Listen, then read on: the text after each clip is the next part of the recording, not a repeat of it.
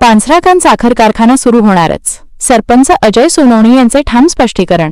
पांझराकान साखर कारखाना सुरू होण्याबाबत तालुक्यातील नागरिकांमध्ये आणि ऊस उत्पादक शेतकऱ्यांमध्ये निर्माण झालेल्या शंकांवर आज भाडणे ग्रामपंचायतीचे लोकनियुक्त सरपंच अजय सोनवणे यांनी पत्रकार परिषदेत स्पष्टीकरण दिले. पांझराकान साखर कारखाना आहे त्या जागेवर 100% सुरू होईल या शब्दांत त्यांनी आपला विश्वास व्यक्त केला. सरपंच सोनवणे यांनी ठामपणे सांगितले की हा तालुक्यातील उद्योग स्पायका ग्रीन एनर्जी मार्फत सुरू होणारच आहे. बचाव समितीच्या काही सदस्यांनी कारखाना सुरू होणे हे केवळ निवडणुकीचे जुमले असल्याचे म्हटले होते, ज्यामुळे खरेदीच्या हालचालींवर प्रश्नचिन्ह निर्माण झाले होते. यावर बोलताना सोनवणे म्हणाले, खरेदीदार कंपनीने कामगारांच्या देण्याबाबत तडजोड करण्यास होकार दिला आहे. तसेच कारखाना हस्तांतरणाची प्रक्रिया 20 मार्च 2024 रोजी सर्वानुमते ठरली होती.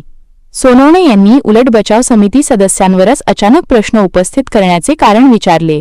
त्यांनी थेट आरोप केला की कारखाना सुरू न होण्यासाठी संघर्ष समिती सदस्य काम करत आहेत. कारखान्याच्या शेकडो एकर जमिनीबद्दल सुरू असलेल्या शंकांवर खुलासा करताना सोनवणे म्हणाले की जमीन वर्ग 1 जरी झाली तरी ती फक्त साखर उद्योगाशी संबंधित कामकाजासाठीच वापरली जाईल. दरम्यान कारखाना खरेदीची उर्वरित रक्कम 10 डिसेंबरपर्यंत अंतिम मुदतीत भरण्याचे आदेश आहेत. मात्र याच महत्त्वाच्या पत्रकार परिषदेत खरेदीदार कंपनीचे प्रतिनिधी किंवा बचाव समितीचे अध्यक्ष अनुपस्थित होते.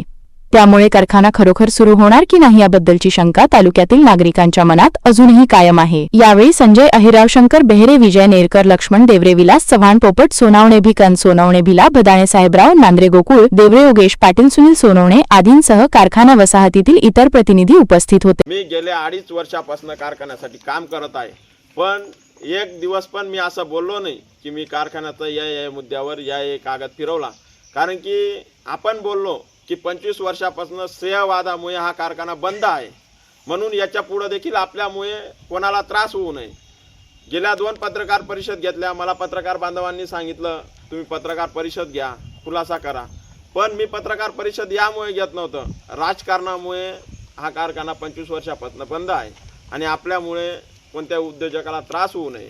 पण शेतकरी बांधवांमध्ये संभ्रम निर्माण होता. ज्या ठिकाणी बेनं दिलंय त्या ठिकाणी शेतकरी बांधवांच्या ऊस तयार झाले. त्या ठिकाणून गायकवाड साहेबांनी विविध ठिकाणी गावात जाऊन शेतकरी बांधवांची मीटिंग घेऊन त्या ठिकाणी त्यांनी ऊस उत्पादन करण्यासाठी प्रोत्साहन केलं.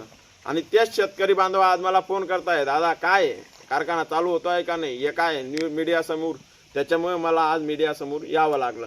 आणि सर्व शेतकरी बांधवांना सांगतो की कारखाना 100% चालू होईल.